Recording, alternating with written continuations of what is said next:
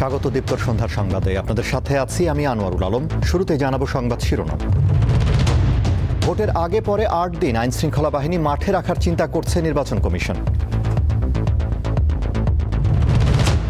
গাজায় বোমা বর্ষণে ৪৪ জনকে হত্যার পর যুদ্ধবিরতি পুনঃ কার্যকরের ঘোষণা ইসরায়েলের।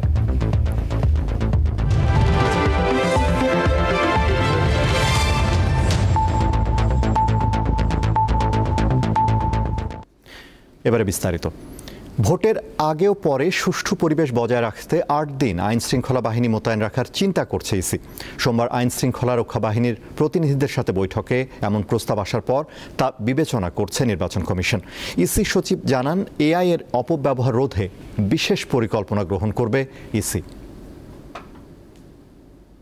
ত্রয়োদশ জাতীয় সংসদ নির্বাচন অবাধ, সুষ্ঠু ও অংশগ্রহণমূলকভাবে আয়োজন করার লক্ষ্যে সোমবার সকালে রাজধানীর আগারগাঁওয়ের নির্বাচন ভবনে আইনশৃঙ্খলা বাহিনীর প্রতিনিধিদের সাথে সংলাপ করে নির্বাচন কমিশন। স্বরাষ্ট্র মন্ত্রণালয়ে সিনিয়র সচিব, ৩ বাহিনীর প্রধানের প্রতিনিধি, আইজিপি, বিজিবির ডিজি, আনসার ও ভিডিপির ডিজি, এনটিএমসির ডিজি, এনএসআই ও ডিজিএফআই এর ডিজি সহ আইনশৃঙ্খলা বাহিনীর 18 জন সদস্য বৈঠকে অংশ নেন।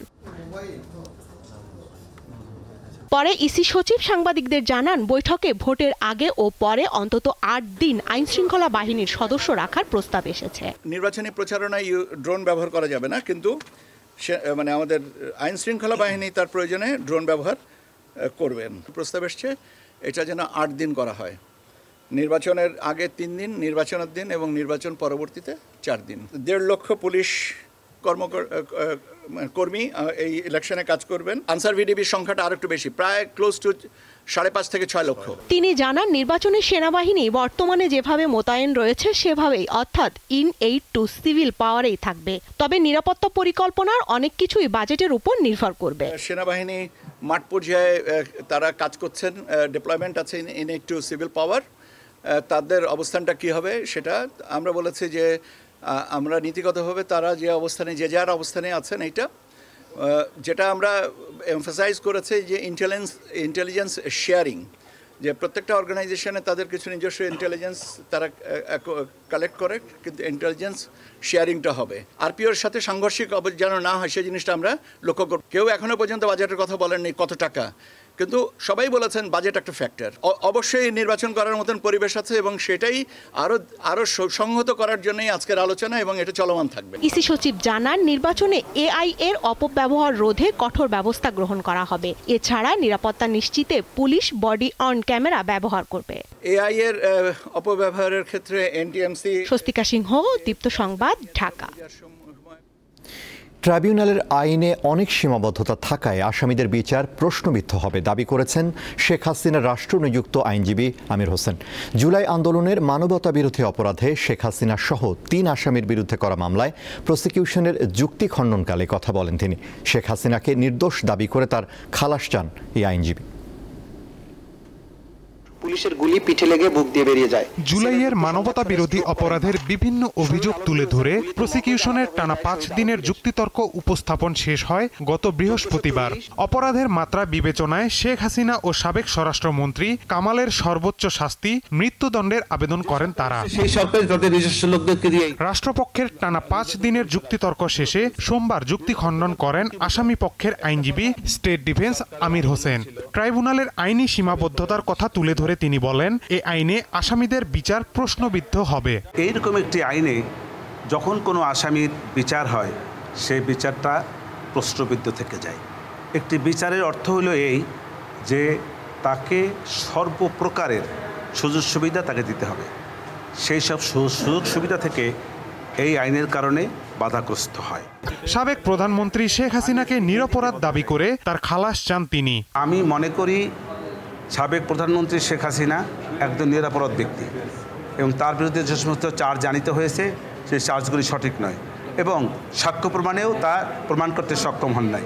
যেহেতু সাক্ষ্য প্রমাণে সক্ষম হনের আমার অভিমত, অতএব এই সাবেক প্রধানমন্ত্রী শেখ হাসিনা এবং আসাদুজ্জামান খান কামাল ওনারা খালাস পাবেন। প্রসিকিউশন জানায়, সংবিধান সংশোধন করে এই আইন তৈরি করা হয়েছে, সেজন্য এই আইনকে চ্যালেঞ্জ করার কোনো সুযোগ নেই। এই সংবিধানের অধীনে আইনটা তৈরি করা হয়েছে এবং এই আইনে গ্যারান্টি ক্লজ যুক্ত করা হয়েছে সংবিধানে, যে আইনকে চ্যালেঞ্জ করা যাবে না এবং এই আইনের অধীনে যারা অভিযুক্ত তারা উচ্চ আদালত অর্থাৎ হাইকোর্টের রিট পিটিশন দায়েরের ক্ষমতা রাখবে না।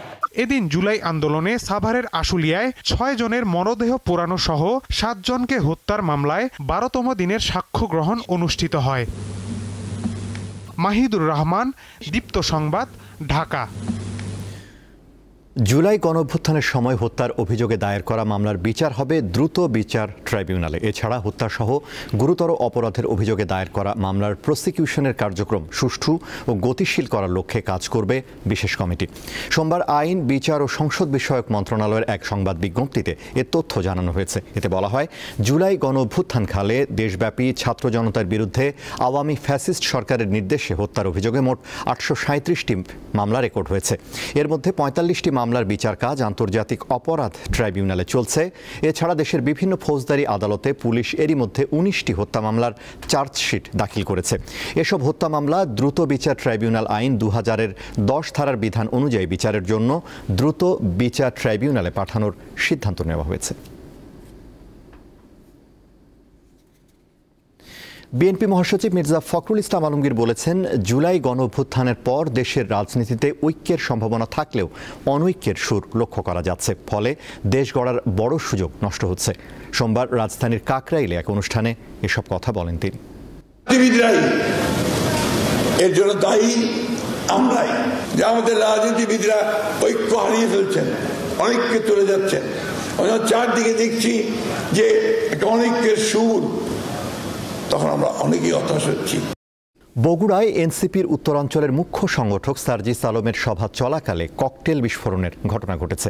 এ সময় একটি ককটেল বিস্ফোরিত হয়। এ ঘটনায় কেউ হতাহত হয়নি।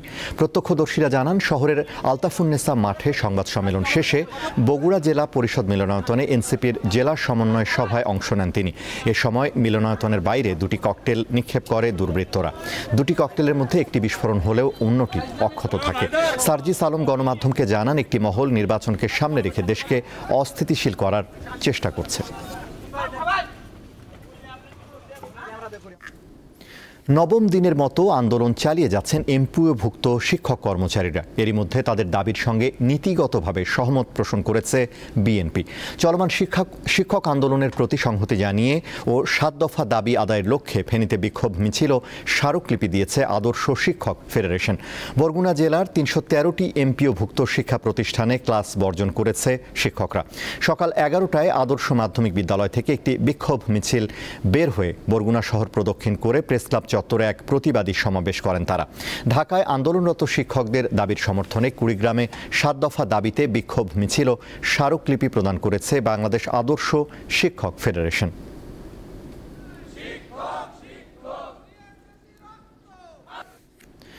স্বাধীনতার 54 বছরেও শিক্ষার মান উন্নয়নে তেমন কিছু করা হয়নি বলে মন্তব্য করেছেন জাতীয় বিশ্ববিদ্যালয়ের vice chancellor professor doctor ASM Amanullah. সোমবার ময়মনসিংহের নাসিরাবাদ কলেজে শিক্ষার মান উন্নয়ন বিষয়ক মত বিনিময় সভায় তিনি মন্তব্য করেন।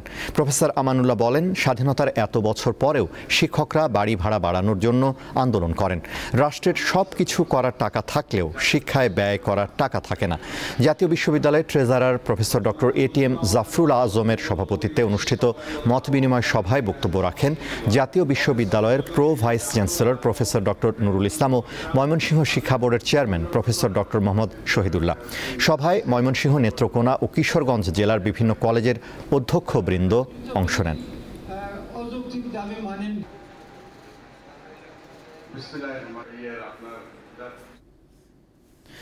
রাজধানী সহ বিভিন্ন স্থানে নানা আয়োজনে পালিত হচ্ছে বিশ্ব ও জাতীয় পরিসংখ্যান দিবস। এবারের প্রতিপাদ্য সবার জন্য মানসম্মত পরিসংখ্যান। দিবসটি উপলক্ষে সকালে পটুয়াখালী জেলা প্রশাসন ও জেলা পরিসংখ্যান অফিসের আয়োজনে একটি র্যালি বের হয়। পরে জেলা প্রশাসকের সম্মেলন কক্ষের সভায় বক্তারা জানান, একটি দেশের অর্থনৈতিক, সামাজিক ও পরিবেশগত অগ্রগতি বুঝতে ও পরিমাপ করতে নির্ভরযোগ্য পরিসংখ্যান অত্যন্ত গুরুত্বপূর্ণ। তাই দেশের সকল খাতে পরিসংখ্যানের প্রয়োগ বৃদ্ধিতে সবাইকে কার্যকরী ভূমিকা রাখার আহ্বান জানান বক্তারা। পরিসংখ্যান দিবস উপলক্ষে রাজবাড়ীতে সকালে জেলা প্রশাসকের কার্যালয় থেকে বর্ণাঢ্য র্যালি বের হয়ে শহর প্রদক্ষিণ করে। আন্তর্জাতিক ফিলিস্তিনের অবরুদ্ধ গাজা উপত্যকায় ব্যাপক বোমাবর্ষণের পর যুদ্ধবিরতি পুনঃ কার্যকরের ঘোষণা দিয়েছে দখলদার ইসরায়েল। স্থানীয় সময় রোববার গাজার দক্ষিণাঞ্চলে ব্যাপক হামলায় অন্তত ৪৪ জনের মৃত্যু হয়। ইসরায়েলি সেনাবাহিনী বলছে হামাসের হামলায় 2 ইসরায়েলি সেনা নিহত হওয়ার পর দক্ষিণ গাজা সহ অঞ্চলটির বেশ কয়েকটি এলাকায় এই বিমান হামলা চলে। বার্তা সংস্থা রয়টার্স জানিয়েছে ইসরায়েলের হামলায় গাজার আল জাওয়াইদা শহরে হামাসের আল কাশেম ব্রিগেডের অন্তত 6 সদস্য নিহত হন। তাদের মধ্যে ব্রিগেডের জাবালিয়া ব্যাটালিয়নের কমান্ডার ইয়াহিয়া আল মাবহু রয়েছেন। উপত্যকাটির মিডিয়া অফিস জানিয়েছে এই ধাপে যুদ্ধবিরতি শুরুর পর তা লঙ্ঘন করে ইসরায়েল হামলায় কমপক্ষে 97 জন ফিলিস্তিনি নিহত এবং 230 জন আহত হয়েছেন। এছাড়া যুক্তরাষ্ট্রের চাপের পর সোমবার থেকে গাজায় মানবিক সহায়তা পুনরায় পাঠানো শুরু হয়। এর আগে যুদ্ধবিরতি লঙ্ঘনের অভিযোগ তুলে ইসরায়েল গাজায় ত্রাণ সরবরাহ বন্ধ করে দেয়।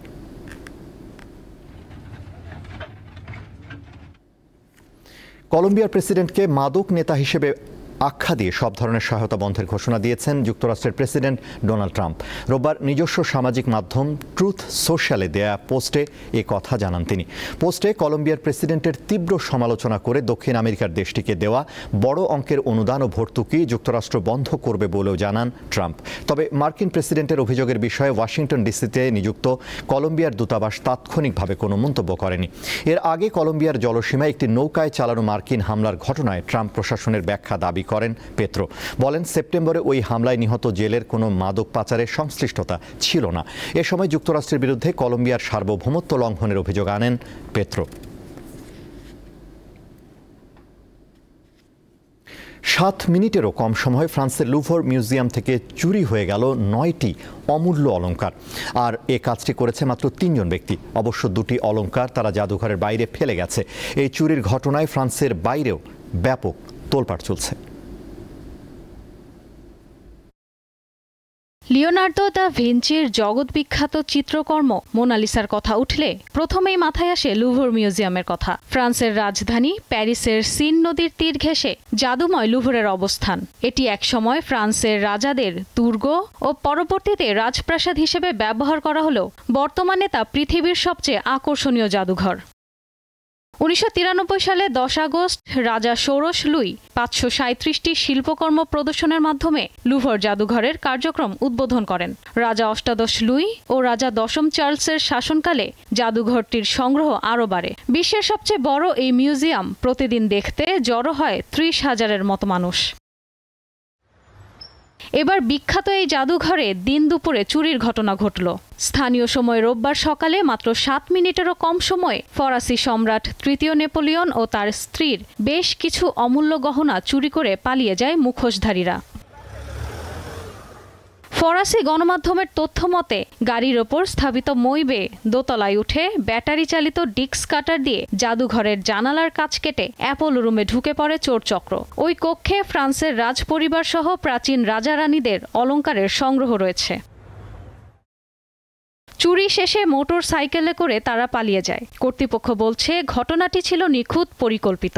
সম্ভবত চোরেরা আগেই জায়গাটি সূক্ষ্মভাবে পর্যবেক্ষণ করেছিল। চুরি হওয়া 9টি অলংকারের মধ্যে প্রাচীন সম্রাট ও সম্রাজ্ঞীদের হীরা পান্নাখচিত মুকুট, কানের দুল, ব্রোচ সহ অমূল্য সব অলংকার রয়েছে। একটি মুকুট সহ 2টি অলংকার জাদুঘরের বাইরে পড়ে থাকা অবস্থায় উদ্ধার করা হয়। চুরির পর একদিনের জন্য বন্ধ ঘোষণা করা হয় মিউজিয়ামটি। 100 বছরের বেশি সময় আগে লুভরে সারা জাগানো আরও এক চুরির ঘটনা ঘটেছিল। 1911 সালে মোনালিসা চিত্রকর্মটি গায়েব করা হয়। 2 বছর পর 1913 সালে ইতালির একটি হোটেল থেকে সেটি উদ্ধারের পর আবার লুভরে ফিরিয়ে আনা হয়। 72,735 বর্গমিটার আয়তনের লুভর মিউজিয়ামে 38,000-এর বেশি প্রাগৈতিহাসিক ও ঐতিহাসিক শিল্পকর্ম রয়েছে। ইশরাত সুমা, দীপ্ত বার্তা কক্ষ। ন্যাশনাল প্যারা অলিম্পিক কমিটি অব বাংলাদেশের উদ্যোগে প্রথমবারের মতো অনুষ্ঠিত হয়েছে অ্যাম্পিউটি ফুটবল কার্নিভাল 2025। শহীদ ফারহান ফাইয়াজ স্টেডিয়ামে দেশের প্রতিবন্ধী ফুটবলারদের প্রতিভা বিকাশ, আত্মবিশ্বাস বৃদ্ধি ও আন্তর্জাতিক অঙ্গনে বাংলাদেশের প্রতিনিধিত্ব নিশ্চিত করার লক্ষ্যে এই আয়োজন করা হয়। অনুষ্ঠানে প্রধান অতিথি ছিলেন যুব ও ক্রীড়া মন্ত্রণালয়ের অতিরিক্ত সচিব সেলিম ফকির। জাতীয় দলের সাবেক ফুটবলার কায়সার হামিদ ও মামুনুল ইসলাম উপস্থিত ছিলেন এই প্রতিযোগিতায়। এর মাধ্যমে দেশব্যাপী বিভিন্ন অঞ্চলের প্রতিবন্ধী তরুণ তরুণ অ্যাম্পিউটি ফুটবলারদের মধ্য থেকে সেরা খেলোয়াড় নির্বাচন করা হয়। অনুষ্ঠানে সভাপতিত্ব করেন ন্যাশনাল প্যারা অলিম্পিক কমিটি অব বাংলাদেশের মহাসচিব ডক্টর মারুফ আহমেদ মৃদুল।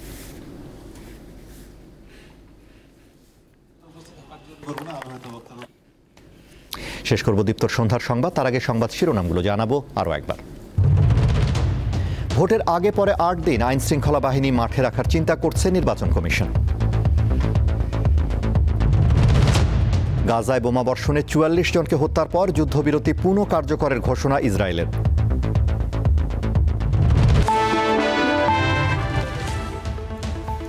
এই ছিল এখনকার মতো। আমাদের পরবর্তী দীপ্ত সংবাদ রাত 11টায় দেখার আমন্ত্রণ। এছাড়া আরও তথ্য বিনোদনের খবর পেতে যুক্ত থাকুন দীপ্তর ডিজিটাল প্ল্যাটফর্মগুলোতে।